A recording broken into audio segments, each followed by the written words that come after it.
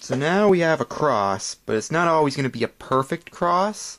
To have a perfect cross, it completely lines up with the centerpieces, but this one, as you can see, doesn't. Now, no matter what, you should always be able to line up two of them. Now in this situation, we have two that are right next to each other on the cube. So what you do in this situation is hold it so that one is in the back, one's in the right. And this is the move you're going to use, and this is my favorite thing that you have to do when solving a Rubik's Cube.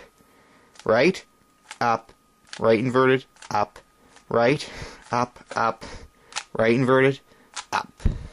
There it is, all lined up. Sometimes you'll have two pieces that line up that are directly across from each other. When you get this, have one in the front and one in the back. Then we're going to do the same thing that I just showed you, but we're going to leave out the last up. So we'll do right, up, right inverted, up, right, up, right inverted, but stop there.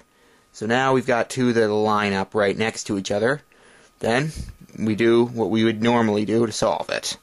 Right, up, right inverted, up, right, up, right inverted, up.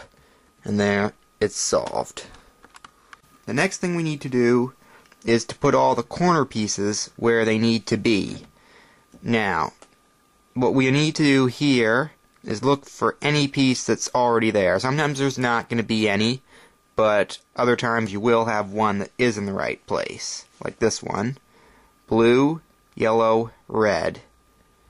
Blue, yellow, red. So this piece is where it needs to be, and none of the rest are. And you should never have more than one unless they're already all there. If there are, then your cube is messed up and it's not solvable. Now, if you don't have any that are in the right place, then you're going to do the same thing that we're about to do, but you can do it from any side. Now, in this case, we have to have it so that the one that is in the right place is in the bottom right of this top side. Now, this is what we need to do to solve this. Up, right, up inverted, left inverted, up, right inverted, up inverted, left. And there we'll have the pieces in new places. They won't always be solved. Sometimes, like here, you'll have to do it twice, but you should never have to do it 3 or more times. You just need to do it once or twice. So if I do it twice,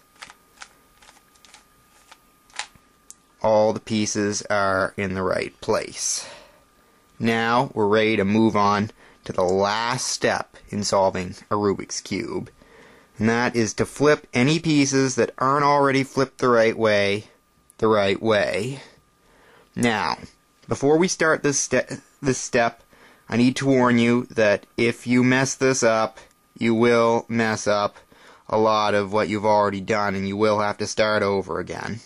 But as long as you follow what I'm about to show you exactly, you shouldn't have problems with that. But this step does look like it's messing everything up.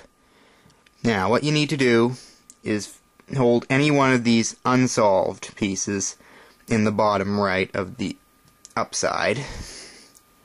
Then what you're going to do is you're going to use a pattern that I showed you before. Right inverted, down inverted, right, down. You'll either have to do that twice or 4 times, depending on where it started. So we did it twice, and there it is, flipped the right way. Now, this is very important. You don't want to turn the whole cube so that another piece is where it needs to be. You just move this top side to where that piece needs to be, and then do right inverted, right, down, there. And solve that. Now one more to go. Move it to where it needs to be. Right inverted, right, down, right inverted, right, down. And now you should have 2 layers that are completely solved and another one that's a little bit off. Now all we need to do is turn it so that it lines up, and you have solved a Rubik's Cube. Congratulations! Thank you very much for watching this video. So as you can see, solving a Rubik's Cube really isn't all that hard. There's lots of harder things out there. Like, for example, this.